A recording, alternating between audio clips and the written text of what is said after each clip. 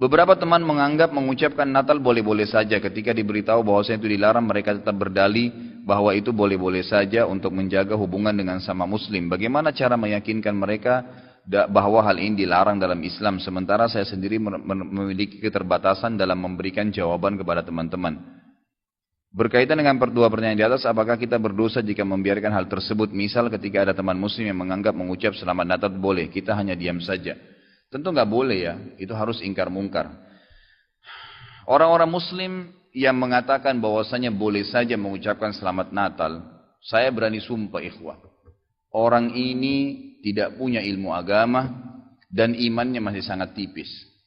Nggak bisa saudaraku, mengucapkan selamat Natal kepada orang Nasrani sama mengatakan selamat Allah punya anak. Bagaimana bisa Anda berani mengatakan Allah punya anak? Itu kalimat yang sangat berat, jangan gitu. Tidak boleh. Allah Subhanahu wa taala itu la syarikalah, tidak ada sekutu baginya. Lam yalid wa lam yulad, tidak beranak dan tidak diperanakkan. Dan Allah Subhanahu wa taala telah mengkafirkan orang-orang Nasrani dalam surah Al-Maidah, a'udzubillahi minasyaitonir rajim, laqad kafara alladziina qalu innallaha tsalitsu tsalatsa. Allah telah telah kafir orang-orang Nasrani yang mengatakan trinitas. Enggak boleh. Ngucapin selamat berarti selamat atas keyakinan kalian yang Allah sudah cap mereka kafir dengan itu. Bagaimana bisa dikatakan untuk menjaga hubungan dengan mereka? Kalau Anda menjaga hubungan dengan orang non-muslim, orang Nasrani dengan berteman, bertetangga, partner bisnis, kan gitu. Orang tua kita yang kafir kita silaturahim, tetap berbakti padanya. Kerabat-kerabat yang masih non-muslim kita silaturahim, jenguk kalau sakit, membantu orang miskin mereka, boleh saja. Tidak ada yang larang dalam Islam itu. Tapi jangan sama sekali berhubungan dengan masalah keyakinan dan ibadah mereka. Nggak boleh memang dalam masalah ibadah. Allah mengatakan, ini tadi subhanallah saya pikir antum sudah tahu nih.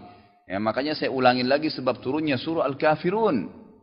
Al-Mughirah telah datang kepada Nabi SAW mengatakan, wahai Muhammad, Mekah kita bagi dua saja. Sehari buat kamu, sehari buat kami. Kata Nabi SAW, saya belum faham, coba jelaskan lagi.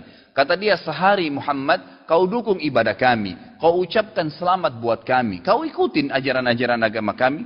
Sehari lagi besok kami ikutin agamamu, kami ucapkan selamat untukmu. Kami dukung ibadahmu. Apa jawaban Nabi SAW? Sehari-sehari. Biar adil. Kata Nabi SAW, tidak boleh. Kata dia, wahai Muhammad, sehari buat kami. Dukung kami, ucapkan selamat buat kami, ikutin ritual kami. Seminggu buat kamu. Kata Nabi SAW, tidak boleh. Muhammad, sehari buat kami, sebulan buat kamu. Tidak boleh. Sehari Muhammad buat kami, setahun buat kamu. Tidak boleh, kata Nabi SAW. Terakhir, hai Muhammad, sehari buat kami, seumur hidup buat kamu. Sehari kamu ikutin kami, dukung ritual kami, selamat buat kami. Kalau pakai akal sehat, kalau pakai akal manusia, bukan akal sehat, akal manusia saja secara biasa, kan gitu. Kita pikir, oh lebih baik sehari kita ikutin orang kafir, dukung saja, ucapin selamat sama dia, selesai. Seumur hidup akan masuk Islam. Apa jawaban Nabi SAW? Tidak boleh. Lalu Jibril AS datang pada saat itu langsung membawa surah Al-Kafirun. A'udzubillahi minasyaitonirrajim. Qul ya ayyuhal kafirun. Katakan kepada orang-orang kafir. Orang kafir ini semua yang tidak syahadat. Yang tidak mengatakan asyhadu an la ilaha illallah wa anna Muhammad Rasulullah kafir. Jelas kafir. Dan itu Allah yang mencap mereka kafir. Gitu kan? Kafir artinya tidak beriman kepada Allah Subhanahu wa taala. Orang Nasrani aja mengkafirkan Yahudi kok. Kan itu. Yahudi mengkafirkan Nasrani, mengkafirkan Muslim. Kenapa orang Muslim tidak bisa mengkafirkan? Karena sementara kita jelas-jelas meyakini kenabian Musa, meyakini kenabian Isa alaihissalam. Gitu kan? Mereka yang memungkiri Nabi Muhammad SAW, Nabi terakhir, berarti tidak beriman sempurna kepada Allah Subhanahu Wa Taala. Dan sudah banyak ayat Quran menjelaskan masalah itu. Gitu kan? Kata Allah Subhanahu Wa Taala, ya, Qul ya ayyuhal kafirun, la a'budu ma ta'budun. Semua Yahudi, Nasrani, Majusi, penyembah api, penyembah gunung, penyembah pohon, penyembah apa saja. Semua selain yang tidak syahadat ini, saya tidak ikut-ikutan acara ritual kalian. Tidak akan ucapin selamat buat kalian. Tidak akan pakai atribut-atribut kalian. Dan kalian juga tidak usah repot-repot ikutin agama saya, nggak usah. Kita nggak butuh Nasrani. Saya tanya, pada saat sholat Idul Fitri, ada orang Nasrani ikut-ikutan, Idul Adha, gitu kan?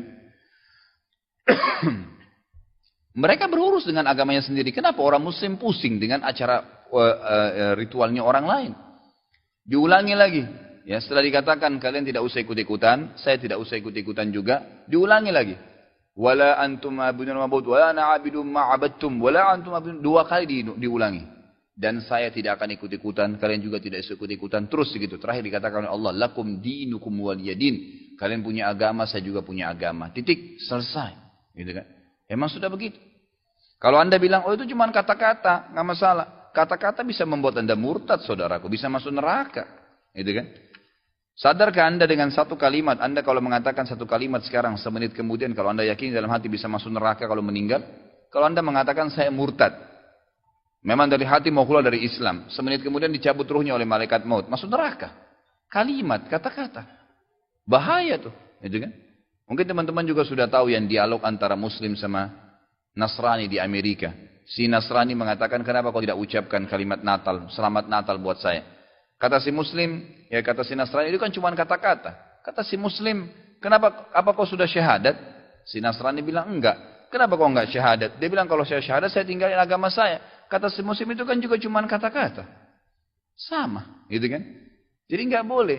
Tapi hal-hal yang ditoleransikan dalam agama silahkan. Tadi saya bilang berteman, bertetangga, silahkan. Tapi jangan dukung masalah ibadahnya. Nggak boleh. Sampai pernah ditanya kepada Syekh Bimbas, apa hukumnya orang-orang, mohon maaf ini teman-teman kita, semoga Allah berikan hidayah yang belum tahu, yang menjadi security menjaga gereja misalnya.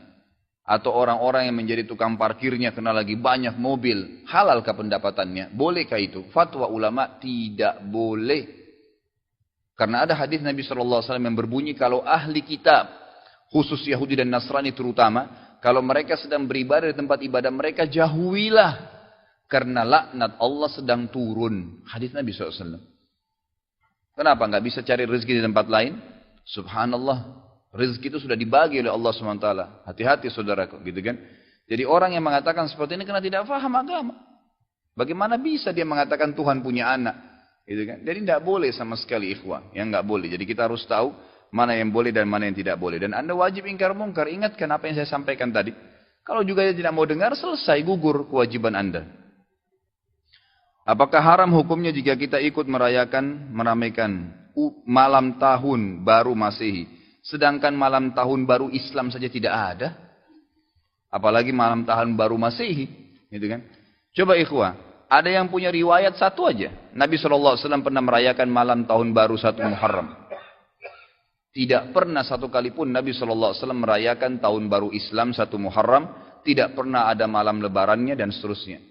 Semoga Allah berikan hidayah. Banyak orang Islam ini saya tidak mengerti. Kenapa mereka terlalu berani. Malam tahun Masehi. Mereka adakan acara. Tablik akbar lah. Ceramah lah. Zikir akbar lah. Dan seterusnya. Kenapa ikhwah? Gitu kan? Kenapa harus diadakan acara seperti ini? Dan orang akan menangkap itu adalah acara tahun baru Masehi. Kalau Anda bilang untuk mengalihkan umat Islam. Bukan dengan cara kita membuat acara ritual. Nanti akhirnya menjadi rutin setiap tahun. Gitu kan? Berikan nasihat, sampaikan kepada MUI, MUI keluarkan fatwa tidak boleh, jadi umat Islam tidak terus-menerus jadi PR setiap tahun. Kalau kita biarkan akhirnya tiap tahun terus jadi masalah nih, gitu kan? Jadi masalah.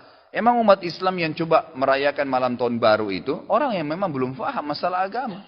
Kalau Anda larikan kepada acara-acara yang lain, maka akan jadi masalah baru lagi nanti, gitu kan?